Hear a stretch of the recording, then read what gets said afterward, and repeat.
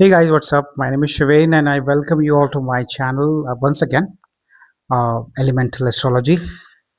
And today in our series of planets and their basic qualities, we're going to start with Moon. And the name of the video, as you've already seen from the thumbnail, is called Moon the Queen. So yesterday we did Sun the King, and today we're going to do Moon the Queen, which comes second in the planetary order. So Moon, first of all, is the queen of the planets. And what does it mean is that it's a royal planet, just like Sun is considered as king, whereas Moon is considered as queen. And आज हम थोड़ा सा अलग करेंगे. We'll not just talk about planets in Hindi, we not in English, but we are also going to talk about in Hindi as well. आज हम थोड़ा सा mix of Hindi and English करेंगे. We gonna make a nice khichdi out of it. Bad joke, I know. Okay, so let's start with Moon. Moon हमारा as I said, it's a queen, it's a royal planet, it's a second planet in the planetary order. Apparently the number in the numerology is also 2 for the Moon. Sun के लिए 1 use होता है, Moon के लिए 2 use होता है. Moon has the sign rulership of Cancer, and it also has the sign rulership of Taurus. Now, a lot of people I've seen that they conveniently, you know, uh, forget about Taurus, or they don't want to talk about it. But the Moon controls a part of Taurus as well, and it is actually the place which Moon calls its Mool Trikon sign. Mool Trikon sign is basically the real house, the पक्का house of a planet. सो सन जिसकी हमने कल बात करी थी, उसका जो खुद का साइन होता है दैट इज लियो, और लियो में ही उनका ओन साइन होता है एंड मूल त्रिकोण होता है. ओन साइन मतलब समझ लो आप एक घर, और मूल त्रिकोण समझ लो उस घर का सबसे फेवरेट रूम उस प्लैनेट का. सो मूल त्रिकोण की एक डिग्री होती है within which planet feels most comfortable, and that is the reason it is considered a very powerful combination जब कोई भी प्लैनेट अपने मूल त्रिकोण साइन प्लेसमेंट में होता है. सो मून का जो साइन है वो एक तो कैंसर है, दूसरा है taurus. Both of them represent different qualities, different aspects of moon. Moon is also considered exalted in taurus, and taurus मतलब वृषभ राशि. और वृषभ राशि में जहाँ पे मून सबसे ज़्यादा एग्जॉल्टेड होता है, सबसे ज़्यादा पावरफुल होता है, वहीं पे उसको मूल त्रिकोण कह दिया जाता है. So basically moon is most comfortable in its own mool trikona, where is also considered exalted. Exalted का मतलब हो गया उच्च का, जो कि हाइएस्ट पॉइंट ऑफ हैप्पीनेस कह सकते हो आप एग्जॉल्टेड को. सो उच्च का जो प्लैनेट होता है वो सबसे उच्च स्तरीय प्लैनेट माना जाता है, सबसे हैप्पी होता है, और वहाँ पे उसके जो इफेक्ट्स आते हैं वो सबसे ज़्यादा आते हैं. So that's what moon sign placement is all about. Moon का जो गुण होता है, again just like sun, it is a sattvic planet. जो क्वालिटी ऑफ मून है that takes you towards sattva guna rather than tamasic और rajasic. Moon has a rajasic side as well, by the way. That is reason it has association with Taurus, क्योंकि Taurus is all about rajasic. So moon, लेकिन अंत में जो and में जो गुण आता है मून का, वो सात्विक ही होता है. इसके अलावा मून फेमिनिन एनर्जी को रिप्रेजेंट करता है एस्ट्रोलॉजी में. सन हमारी मैस्कुलिन एनर्जी है, whereas moon is the feminine energy, the female energy. And female कौन सी? द फीमेल जो हमारी लाइफ में होती है, हमारी मदर्स. सो मदर को रिप्रेजेंट करता है moon. Also mother like figures हमारी लाइफ में जो होते हैं उनको भी रिप्रेजेंट करता है moon. Moon represents pure white colour. Moon represents purity in anything. So जो भी प्योरिटी आप देखोगे उसमें आप मून को पाओगे. पानी की प्योरिटी, दूध की प्योरिटी, घी की प्योरिटी, ये सब चीज़ें मून से रिप्रेजेंट की जाती हैं. And it's a very comforting and nurturing planet. Apart from all this, moon also represents nurturing of our life. So जहाँ पर भी आपका मून बैठा है, आपकी जो नरिशमेंट आपको मिली है वो एक्चुअली रिप्रेजेंट की जाएगी वहाँ से। एक और एस्पेक्ट है मून का, lot of people associate sun with health and which is not completely wrong. Sun health का कारक होता है, it actually represents vitality. Vitality is basically, आप स्टेमिना समझ लो किसी इंसान में कितना है, वो सन से रिप्रेजेंट होता है। Also little bit of Mars, but sun majorly vitality represent करता है। जो चमक चेहरे पे होती है वो सन से आती है, but moon on the other hand represents the body. Yes, a lot of people will say, कि ऐसा तो नहीं है, बट रियलिटी में जो हमारी शरीर का जो कारक होता है, जो स्थूल कहते हैं, जैसे हम स्थूल कारक का, वो हमारा मून होता है। सो जिसका मून बहुत ही ज़्यादा कंफर्टेबल बैठा है, बहुत ही अच्छा बैठा है, चांसेस आर कि उसके जो डील डॉल होंगे, जो उसका फिजिकल स्ट्रेचर होगा वो काफ़ी अच्छा होगा, काफ़ी लंबा चौड़ा, एंड गोल चेहरा, and beautiful colour with beautiful bright face as well. And yeah, so moon represents our bodily structure. Moon represent करता है किस तरीके की फिजिक हमको मिलेगी, वो सन से रिप्रेजेंट नहीं होती है, वो मून से रिप्रेजेंट होती है। And lot of people, I have heard my self कि लॉट ऑफ पीपल से कि सन अगर अच्छा है तो शरीर बहुत बलवान होगा, पुष्ट होगा, बट वो एक्चुअली मून से होता है, सन से नहीं होता। सन अंदर की एनर्जी में भी रिप्रेजेंट कर सकता है, Vitality, but not the body. इसके अलावा मून जो है वो लाइफ की, you can say life line होती है। सो लाइफ को रिप्रेजेंट तीन चीजें करती हैं। There are three things which represent life. एक होता है हमारा जीव कारक, जिसे कहते हैं हम बृहस्पति। बृहस्पति जो होता है उससे लाइफ उत्पन्न होती है, द बिगिनिंग ऑफ लाइफ। उसके बाद हमारा आता है आत्मा, आत्मन। आत्मा को हम, जैसे मैंने पहले कहा था, soul representation is done by sun. इसके अलावा जो हमें जीवन मिला है, और उस जीवन को, जो जीवन का जो चक्र चल रहा है, जो हमारी बॉडी में ब्लड पंप हो रहा है 24 घंटे, it's all the time pumping all the way to our body, ये सब एक्चुअली मून से होता है। सो किसी भी जीव की जो लाइफ लाइन है वो मून से रिप्रेजेंट होती है। मून जो है आपकी लाइफ की शक्ति है, अगर वो लाइफ की शक्ति नहीं है तो आप बेजान लाश की तरह पड़े रहोगे। So that is what moon represents. Needless to say कि moon is very important planet, in our kundli, and definitely it's a force that keeps on pushing in our body. Moon also represents our mind, हमारे मन को represent करता है। देसी भाषा में अगर कहा जाए तो हमारे दिल को रिप्रेजेंट करता है। जो हम दिल में अपनी चीज़ें रखते हैं वो एक्चुअली मन होता है, दिल नहीं होता है। लेकिन हाँ, सो मून रिप्रेजेंट्स मन। एक श्लोक है संस्कृत में, चंद्रमा मनुष्यो जाता है। सो चंद्रमा जो है वो मन का कारक कहलाता है। एंड इसके अलावा जो भी हमारी पर्सनालिटी होती है वो ऑल हम जो अपने आप को प्रोजेक्ट करते हैं सोसाइटी में, वो हमारे मन के हिसाब से करते हैं। मेरा मन है कि मैं बाल इस तरफ से काटूंगा because of my believe that मैं ऐसे ज़्यादा अच्छा लग रहा हूँ, या फिर मैं इस टाइप के कपड़े पहनूंगा, इस कलर के कपड़े पहनूंगा तो मैं ज़्यादा अच्छा लगूंगा। हो सकता है वो मेरा ही परसेप्शन हो सकता है किसी और का ना हो, बट द पॉइंट इज कि मून से ही हमारा पूरा मेकअप होता है ऑफ आवर बॉडी। जिस तरीके से हम अपने आप को प्रेजेंट करते हैं in the society, it is all because of moon. So that makes it a very important planet, even more so than Jupiter or Sun, I would say. अब मून की जो इम्पोर्टेंस है, it is so much so that अगर आप लगन chart को सबसे ज़्यादा प्रेफरेंस दी जाती है कुंडली में। लेकिन अगर हम लगन चार्ट के बाद किसी चीज़ को प्रेफरेंस देते हैं तो वो मून चार्ट को दिया जाता है।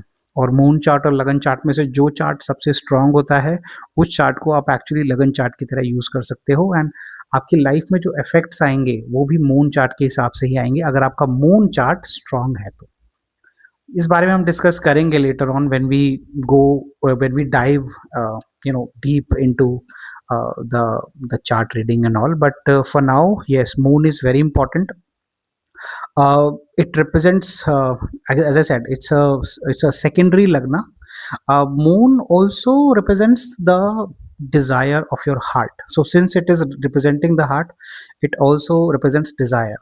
अब लोग बोलेंगे कि नहीं, राहु से डिज़ायर होती है, मून से तो होती नहीं, शुक्र से पैशन होता है, बट मून भी डिज़ायर को रिप्रेजेंट करता है।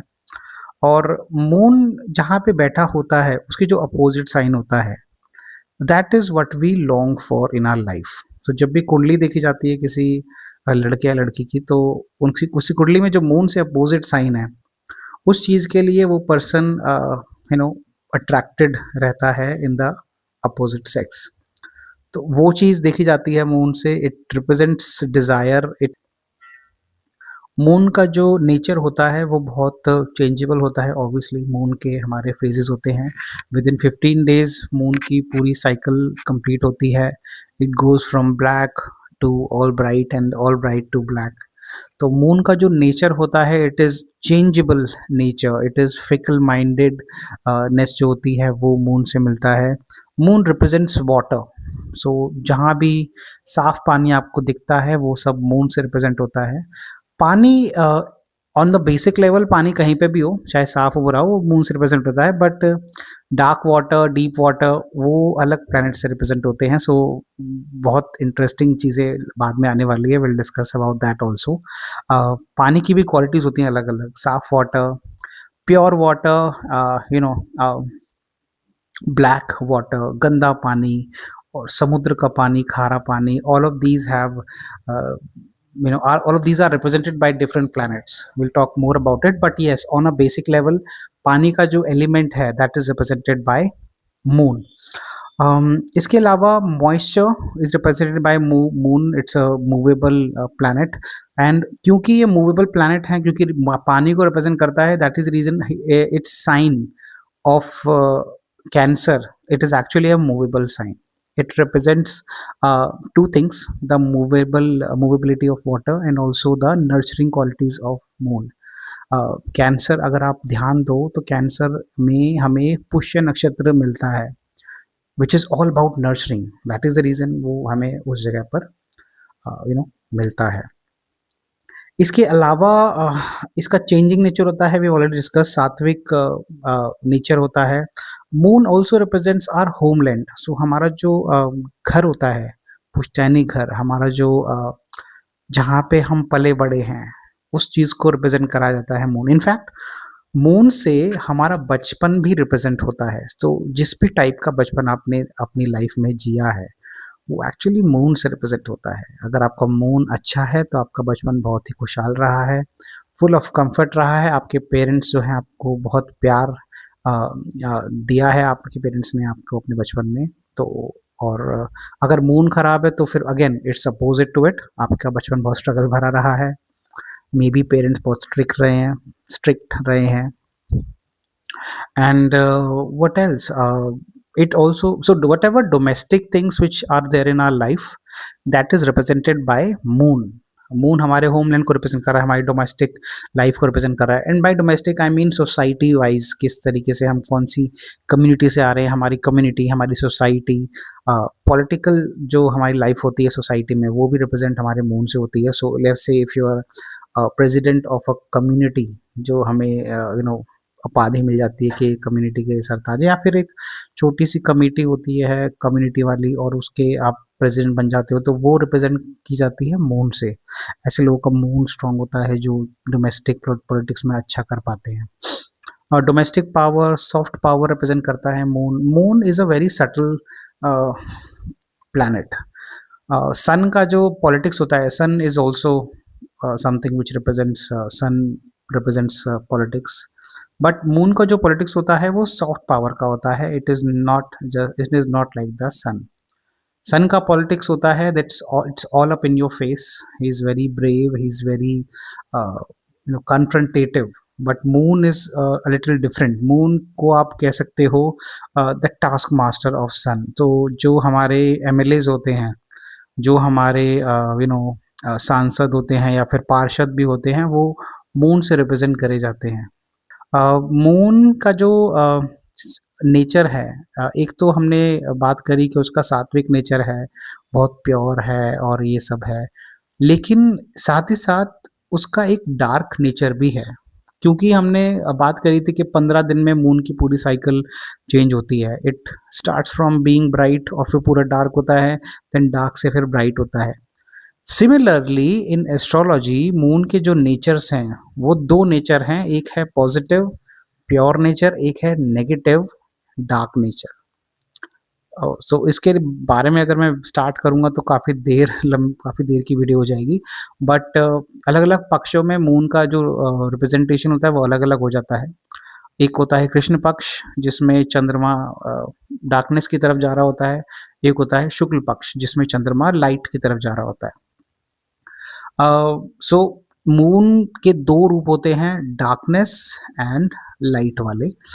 It is very very deep planet as well. Moon चौथे घर, अगर आप काल पुरुष की कुंडली देखोगे, if you make a chart starting from Aries, तो आपको चौथे घर में कैंसर राशि मिलती है, कर्क राशि मिलती है। कर्क राशि चौथा घर, आठवां घर और 12वां घर ये हमारे मोक्ष त्रिकोण होते हैं। इसका मतलब ये है there is a deepness when it comes to moon. Moon में डीपनेस है क्योंकि कैंसर में भी डीपनेस है, चौथे घर में डीपनेस है। Moon is very deep. माँ का जो प्यार होता है वो हमारे लिए बहुत डीप होता है। बहुत मतलब एक कहावत है ना कि आप लाख गुनाह कर लो आपकी माँ फिर भी आपको माफ कर देती है। तो इतना गहरा प्यार होता है माँ का कि वो उसके आगे कुछ भी यू नो उसके इक्वल कुछ भी नहीं है। सो इसीलिए मून का जो नेचर है वो बहुत ही ज़्यादा डीप होता है to to for anyone to understand. It's a sacrificing planet as well. अगर आपका मून स्ट्रांग है बहुत, तो आप ज़बरदस्त सैक्रिफाइस करने के यू नो काबिल होते हो। आपकी आप obviously there are other combinations also जो मून से रिप्रेजेंट होते हैं, but yes moon is also which represent sacrifice. It is a selfish planet as well, it is a sacrifice spicing planet as well. ये अपनी इच्छा के लिए अपनी चीज़ों की, जिन चीज़ों की केयर करता है मून, उन चीज़ों के लिए वो किसी भी हद तक जा सकता है। और और उन चीज़ों की केयर करने के लिए वो किसी भी हद तक जा सकता है। So moon is selfish as well as moon is a very sacrificing planet as well. Overall अगर मैं देखूँ तो सन और मून के वैसे तो देखो एक्सॉल्टेशन भी है, उनके खुद के साइन भी हैं, बट इन रियलिटी मून का और सन का कोई एक्सॉल्टेशन और डिबिलिटेशन मुझे इतना फील होता नहीं है। I tell you why. अब मून जो है वो मन को रिप्रेजेंट कर रहा है और 12 राशियों के हिसाब से हर किसी का मन अलग अलग होता है। मुझे जो फील होता है, जो मैंने ऑब्जर्व भी करा है, दैट मून किसी भी राशि में जाता है तो अपने आप को उस राशि में ढाल लेता है, क्योंकि मून बहुत इन्फ्लुएंसिव प्लैनेट होता है। उसको बहुत जल्दी इन्फ्लुएंस किया जा सकता है। अगर आप it's very important, but at the same time अगर प्लानिटरी वेट्स की बात की जाए तो मून काफ़ी हल्का प्लैनेट माना गया है, जिसको जरा सा भी इन्फ्लुएंस कहीं से मिल जाए तो वो उसी दिशा में चल देता है। अगर मून को सूर्य देख ले तो वो जगमग हो जाएगा, समझ रहे हो? और अगर मून को शनि देख ले तो वो ऐसे सिकुड़ जाएगा। सो ये क्वालिटीज़ होती हैं मून की, और इसलिए मून को काफ़ी हल्का प्लैनेट कहा गया है। Not in that term, please don't take it wrong. हल्का इन द सेंस कि it is a very influencing planet, उसको बहुत ईजी है इन्फ्लुएंस करना। सो ये क्वालिटी है मून की। इसके अलावा मून जो है वो हमारी लाइफ में राजयोग भी देता है। मून राजयोग देता है। पहली बात तो सन और मून दोनों राजयोग देते हैं क्योंकि राज योग के ही प्लैनेट हैं, ये एक्चुअली रॉयल प्लैनेट हैं। तो these planets have the quality to give you rajyoga. अब यहाँ पर बहुत सारे लोग कहेंगे कि नहीं, उसके तो अलग अलग योग होते हैं ऑल दैट, लेकिन एक कहावत है जो मैंने आई डोंट नो कहाँ सुनी थी, I haven't read it, I have listen to it. मैंने कहीं वीडियो में सुनी थी जहाँ पर कहा गया था कि कुंडली में अगर लाख दोष हों, 1 लाख दोष हों, लेकिन सूर्य और चंद्रमा अगर अच्छे बैठे हों तो इंसान हमेशा मदमस्त रहेगा और उसे कोई तकलीफ नहीं है, कुंडली बढ़िया चलेगी, लाइफ बढ़िया चलेगी।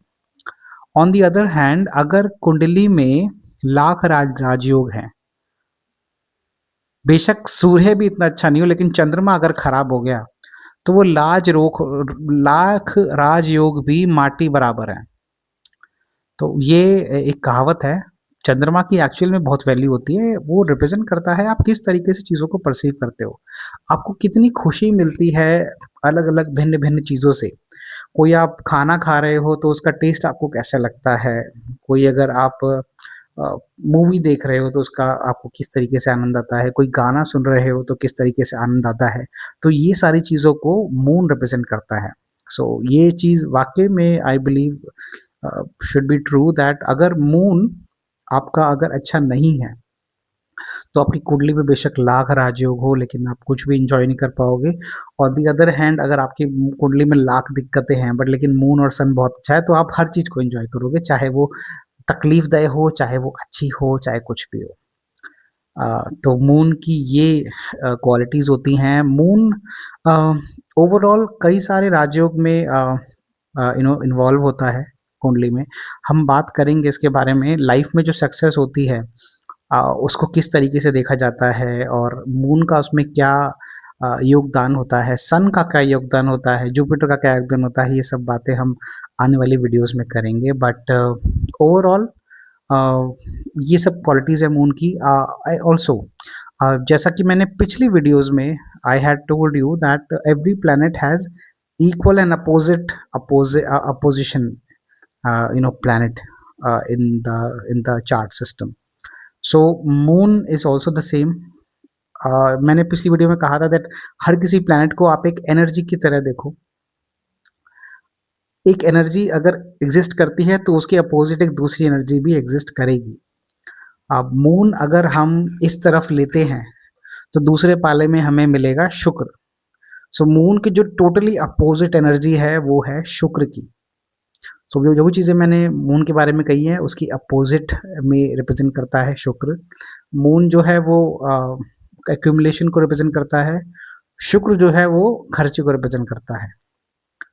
मून जो है वो नरिशमेंट को रिप्रेजेंट करता है, शुक्र उस नरिशमेंट के अगेंस्ट काम करता है। अब वो किस तरह काम करता है वो हम डिस्कस करेंगे later on when we talk about शुक्र।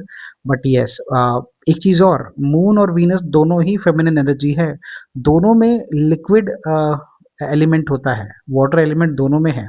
वाटर नहीं कहूँगा मैं, लिक्विड एलिमेंट दोनों में है, लेकिन जो वीनस का लिक्विड होता है दैट इज़ डिफरेंट और जो मून का लिक्विड होता है दैट इज़ डिफरेंट। सो हम इसके बारे में और डिस्कस करेंगे जब हम शुक्र की बात करेंगे। अभी मैं I don't want to create any confusion between the minds of people. So yes, moon की अपोजिट एनर्जी जो होती है वो वीनस होती है।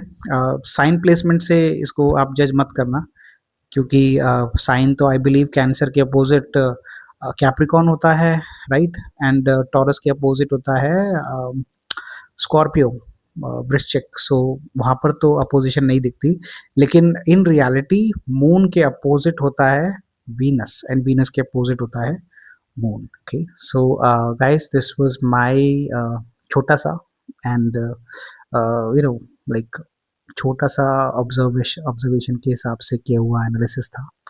And I hope you like it. If you like my content, if you like my videos, I would request you to like my videos. I would request you to subscribe to my channel and notification बेशक नहीं लगाओ, it's okay, क्योंकि अगर आप channel को like करते हो कभी ना कभी वो वीडियो सजेस्ट कर ही देगा। Right, so thank you so much, and that's me, Shiven, on Elemental Astrology. Till I see you again, I wish you a very nice goodbye. Take care.